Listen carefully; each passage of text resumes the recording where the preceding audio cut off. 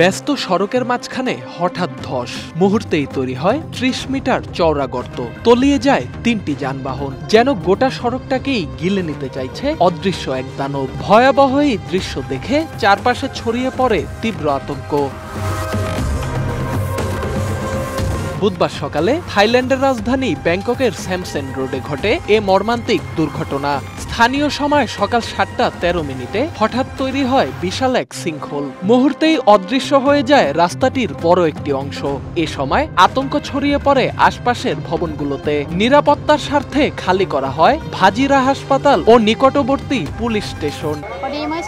সকালে হঠাৎ বিকট শব্দ শুনে বাইরে বের হই। এসে দেখি রাস্তাটা বসে গেছে। খুব ভয় পেয়েছিলাম। সবাই বলছিল কাছাকাছি যাওয়া যাবে না, যে কোনো সময় আবার ভেঙে পড়তে পারে।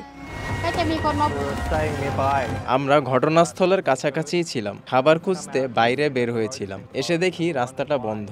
কাছে গিয়ে দেখি রাস্তাটা দেবে গেছে এবং এখানে হাসপাতাল আর পুলিশ স্টেশনের মাঝখানে একটা বড় গর্ত হয়েছে। এরকম কিছু আমি আগে কখনো দেখিনি। প্রাথমিক তদন্তে জানা গেছে, সড়কের নিচে পানির পাইপে ফাটল ধরায় নির্মাণাধীন আন্ডারগ্রাউন্ড মেট্রো স্টেশনের টানেলের মাটি সরে যায়, যার ফলে সৃষ্টি হয় এই ভূমিধসের।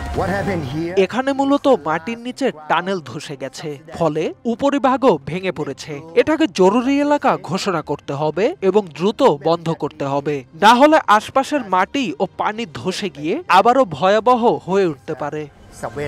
সৌভাগ্যক্রমে এই ঘটনায় হতাহতের কোনো খবর পাওয়া যায়নি, তবে আশপাশের অন্তত ১০০ মিটার এলাকায় আবারও ধস নামতে পারে বলে সতর্ক করেছে প্রশাসন। বিশেষজ্ঞদের তত্ত্বাবধানে ঘটনাস্থলে চলছে উদ্ধার কাজ এবং মাটির স্থিতি পর্যবেক্ষণ।